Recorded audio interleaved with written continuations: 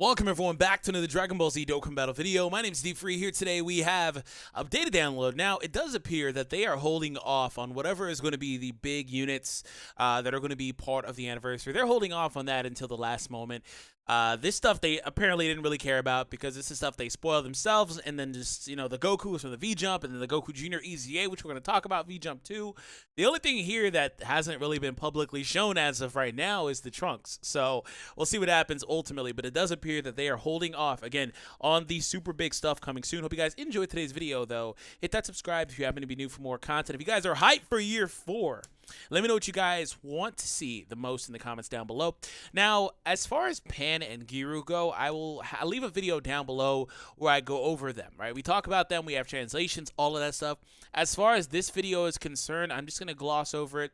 I'm not going to show any super attacks for them. That's in on the other video and all of that stuff. So make sure that you do check that out otherwise, and we'll go from there. But that being said, we are going to jump into the brand new SS4 Goku. So this man here is the one that is going to be given out to everybody on login. Now, I don't know if they're going to hand out more than one. I imagine they would, so you can get the potential up, but we'll see what happens.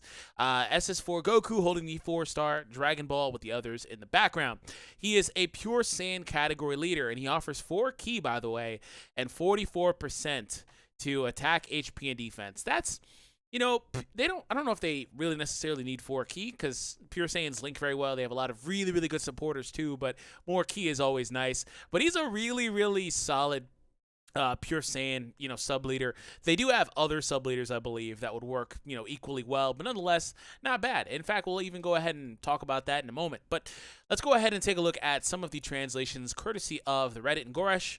He does have one here for SS4 Goku. He says that Goku's super attack is a 10 times Kamehameha, raises attack for 4 turns, and causes supreme damage to the enemy.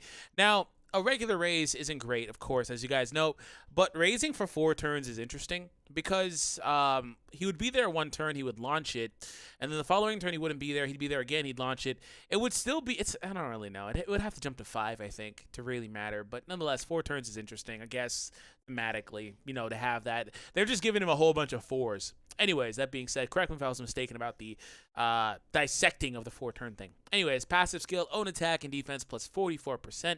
And when attacking, he gets he gets 44% at the start of the turn. And when attacking, he gets a 44% additional attack bonus. And Pure Saiyan category allies get 44% defense.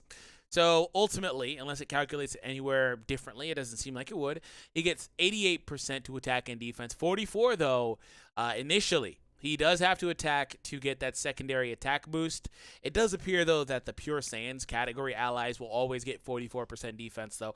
That's a lot of defense. I think that's the best thing about this unit. In all seriousness, I think the defense is the best thing about him because it'll allow for him to be at least relevant as a support unit that you can run on your team as a floater. Of course, you would like to get offense, which he doesn't offer, but he is a support unit, technically, that can put up respectable numbers offensively, too, and does have solid links because he has shocking speed and prepare for battle and Super Saiyan. Those are very, very common links. The rest of them are not as common, but are still good.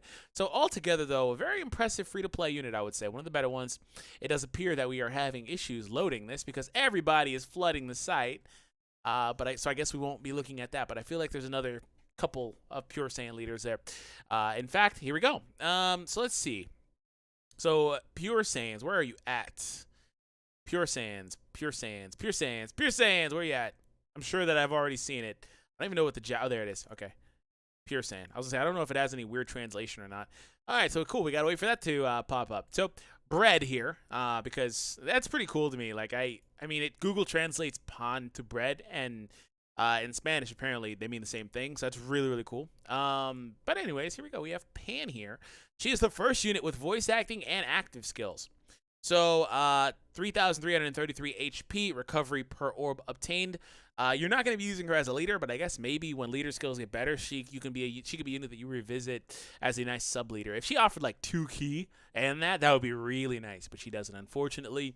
Both of her super attacks stun. The 18 ki has a medium chance, while the 12 just regularly stuns. Able to launch super attack when ki meter is 15 or more if SA is level 5 or higher. That was a detail I missed in my previous video with her 18 ki super. So she launches both of her supers at 3 less ki when she's SA5 or higher. So she launches a 12 ki from 9, which I think she originally had anyway, but she's the first LR that can launch an 18 ki super early. So if key meter is 5 or 15, excuse me, and she's SA level 5 or higher, she launches an ultra super. That's really nice. It covers 33% of damage as HP and a high chance to reduce damage received by 55%. It would be nice if she always had the reduction, but that's good enough. Recovering, the damage that she does is HP. She's not the most offensive unit, so it's not going to be super prevalent, but still nice as, again, an off-rotation unit or whatever the case is. Active skill is all allies get 33% attack for 1 turn, which is nice. And then she does have those categories as well. And Giru as well, here we go. 2 ki to int types and 40% to the stats. Spinning attack, supreme damage to the enemy, and seals the super attacks, which is always going to be nice. And, it's not always relevant, but it's always nice to have. If there's a Hybrid Sands category ally present, own ki +2 and attack and defense +60%. Self-sufficiency is a check, considering his links aren't the best. He does have a few links that are kind of common depending on the teams he would be on, but other than that, links aren't pretty good at all. So anyways, he is a support unit, though, for the Desire of the Dragon Balls category, though. So we're going to talk a little bit more about that category in a moment. 2 ki and 30% to the stats, and that's the only category Giru has, is the Desire of the Dragon Balls. Or for the Dragon Balls, excuse me.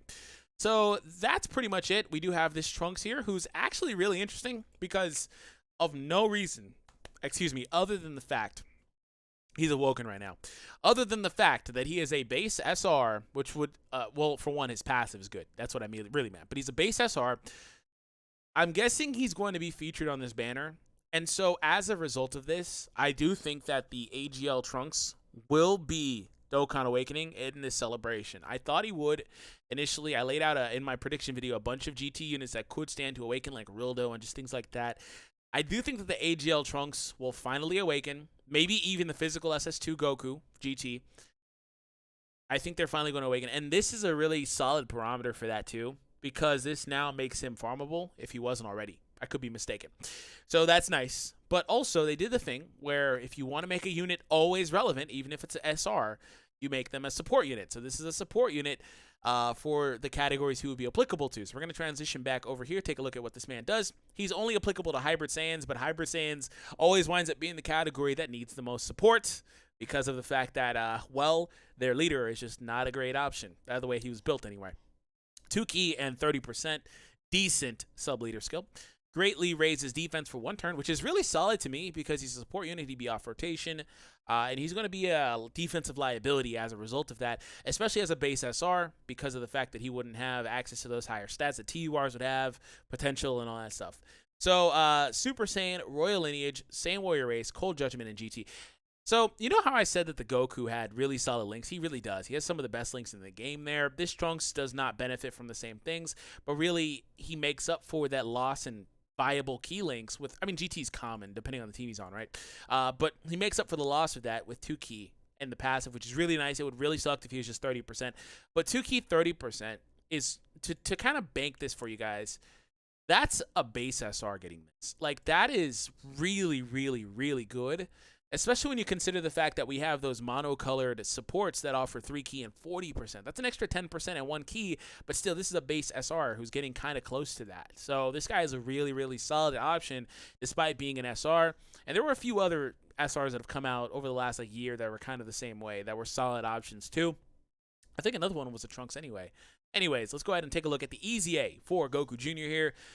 His leader skill does change into a category 1. Desire for the Dragon Balls, 3 ki, 77%, or in types get 2 ki and 30% of their stats. His super attack is the Brave Smash Extreme, raises defense for 1 turn and causes supreme damage to the enemy. So I initially gave out my predictions for him, and I said he's going to change. He's not going to reduce his own defense anymore. Like, Broly was a unit that kind of proved this theory that they weren't going to reduce defense, and I think Kale did the same thing. Like, these are units that just kind of nuked their own defense in exchange for offense, STR Broly anyway. But this guy kind of did it too, where additional attacks, we'll see here, plus 40%, and then minus defense 40% when performing a super attack. He's now raising his defense with the super, so I'm going to say he's I can already see it. I was going to say he's going to start boosting it here. Key +2 at the start of the turn. He gets self-sufficiency, which is nice. Attack plus 60%. So no defense at the start of the turn. When performing a super attack and a great chance. Oh, okay, I get it. So he gets 60% when performing a super.